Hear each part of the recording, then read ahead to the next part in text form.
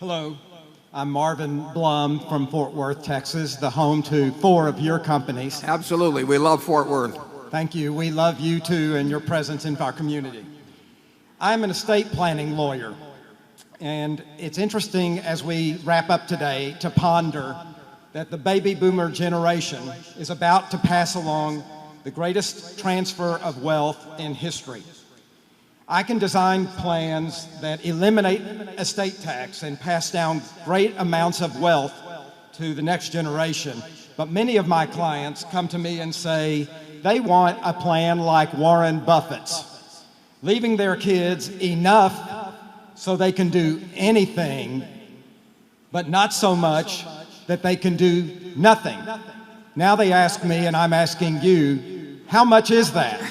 And how do you keep from ruining your kids? Yeah. Well,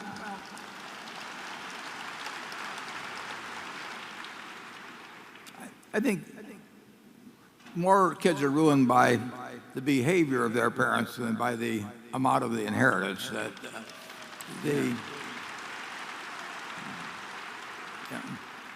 your children are learning about the world through you, and more through your actions than through your words. From the moment they're born, you're their natural teacher, and it's a very important and serious job. And I don't actually think that the amount of money that a rich person leaves to their children is the determining factor at all in terms of how those children turn out. But I think that the atmosphere and what they see about them and how their parents behave is enormously important. I would say this: I've loosened up a little bit as I go along. Every time I rewrite my will, my kids are happy because they know I'm not reducing the amount anyway. And I do something else that I find that, which I think is an obvious thing, but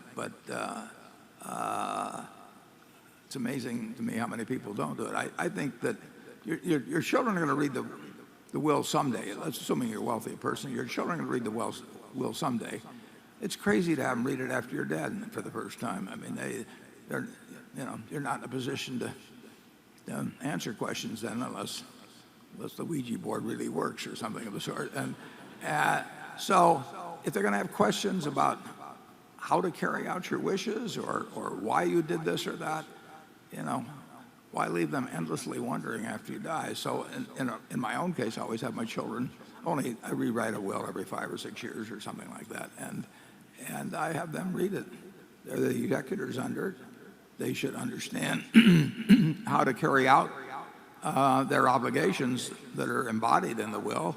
And they should also, if they feel there's anything unfair about it, they should express themselves before I sign that will, and we should talk it over, and we should figure out whether they're right or I'm right or someplace in between. So I think it's very important in wealthy families. Once the kids are of a certain age, I mean, I don't advise doing this with your 14-year-old or something, but when they get, certainly by the time they're in the mid-30s or thereabouts, I think they should be participants in the will. And I do think that if you get to be very wealthy, that the idea of trying to pass on, create a dynasty of sorts, it just sort of runs against the grain as far as I'm concerned.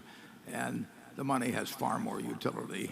The last hundreds of millions or billions have far more utility to society than they would have to create a situation where your kids don't have to do anything in life except call a trust officer once a year and tell them how much money they want. Charlie? I don't think I want to go into this one. Okay. And I'm absolutely sure you don't want to discuss your will with your children if you're going to treat them unequally. No. That is poison. But one of the problems you have, and what you want to discuss just for that very situation is there may be circumstances where one child will have much more of an interest in one type of asset than another or something of the sort. And if you want to make sure that your definition of equality in terms of handling different kinds of assets meshes or at least is understood by the children, so that they don't think the fact that you gave one a farm and another house or something of the sort resulted in inequality when you thought it was equality. Charlie, you got any? No, He's staying away from this one. Okay, station 6. No question. No questions. I like station 6.